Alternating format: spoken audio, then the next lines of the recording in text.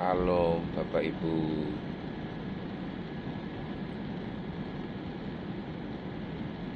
Rencana kekal Allah, dua cara pandang, satu kasih karunia.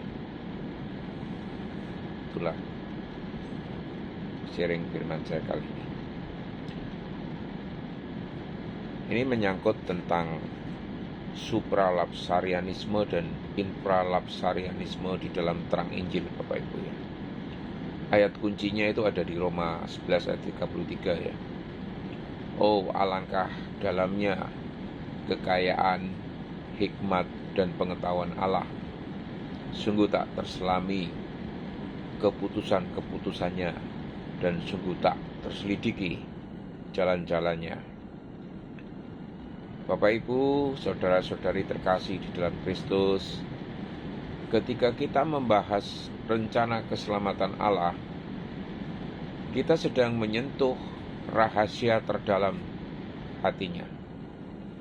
Di balik salib Kristus dan di balik setiap pertobatan yang terjadi dan di balik janji kehidupan kekal, ada sebuah rencana kekal yang telah ditetapkan sebelum dunia dijadikan, Bapak Ibu.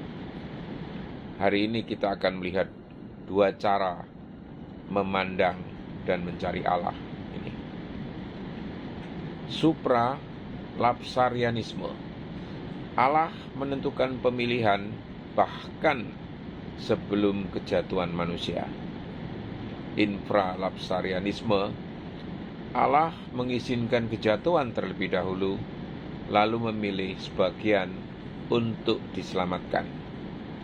Keduanya mengarah pada satu kesimpulan, yaitu Allah mengasihi kita dan keselamatan kita sepenuhnya adalah anugerahnya itu. Nah, sekarang saya akan coba untuk mengupas tentang bagian yang pertama ya. Pandangan supralapsarianisme. Allah memilih sebelum dunia ada. Efesus 1 ayat 4 dan 5 mengatakan, sebab di dalam Dia Allah telah memilih kita sebelum dunia dijadikan. Pokok pikirnya adalah sebagai berikut, Bapak Ibu. Allah adalah Allah yang berdaulat secara absolut. Ia tidak menunggu kejatuhan manusia. Ia telah memilih siapa yang akan diselamatkan bahkan sebelum Ia menciptakan dunia. Bahkan kejatuhan Adam ada di dalam rencananya, bukan karena ia jahat, tetapi karena rencananya lebih besar daripada sekedar mencegah dosa. Secara aplikatif, hidupmu ada di dalam skenario ilahi sejalan dengan kekekalan. Kamu tidak hadir karena kebetulan, tetapi karena dikehendaki oleh Allah. Jika kamu diselamatkan hari ini, itu bukan dimulai dari keputusanmu, tetapi dari kasih yang sudah lama ditetapkan di sorga. Ada sebuah seruan, Bapak Ibu ya. Berhentilah hidup di dalam ketakutan kehilangan kasih Allah.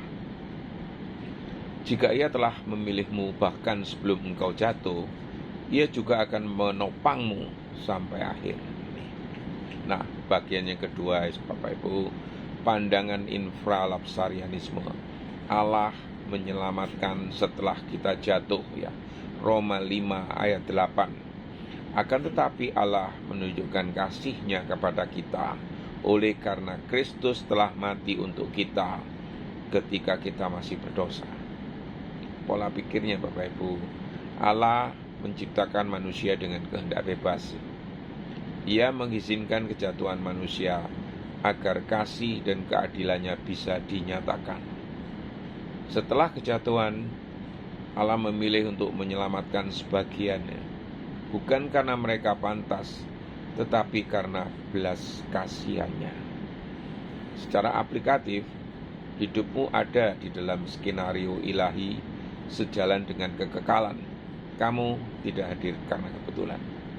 Ini adalah kisah kasih yang mencari dan menyelamatkan yang hilang ya. Allah tidak meninggalkan manusia di dalam kehancuran, melainkan datang dan mengangkatnya. Dalam pandangan ini kita melihat betapa besar kasih Allah kepada manusia berdosa. Sebuah seruan lagi Bapak Ibu. Jangan pikir dosamu itu terlalu besar untuk diselamatkan. Justru ketika kisah jatuh, Allah menunjukkan betapa besar kasih-Nya melalui salibnya. Nah, sebagai penutup Bapak Ibu, ada dua sudut pandang dan satu salib. Bapak Ibu dan saudara-saudara yang terkasih, apakah Allah memilih kita sebelum kejatuhan, yaitu supralapsarianisme, atau setelah kejatuhan, yaitu infralapsarianisme? Keduanya bukan untuk memperdebatkan rahasia Allah Bapak Ibu, tetapi untuk memuliakan kasih karunia-Nya. Di dalam supralapsarianisme kita melihat keagungan kedaulatannya. Di dalam infralapsarianisme kita melihat kemurahan hati dan keadilannya. Dalam keduanya kita melihat Yesus Kristus sebagai pusat rencana kekal Allah Bapak Ibu. Nah, sekali lagi dan paling akhir Bapak Ibu, ada aplikatifnya, yaitu jangan jadikan rencana Allah sebagai bahan diskusi semata.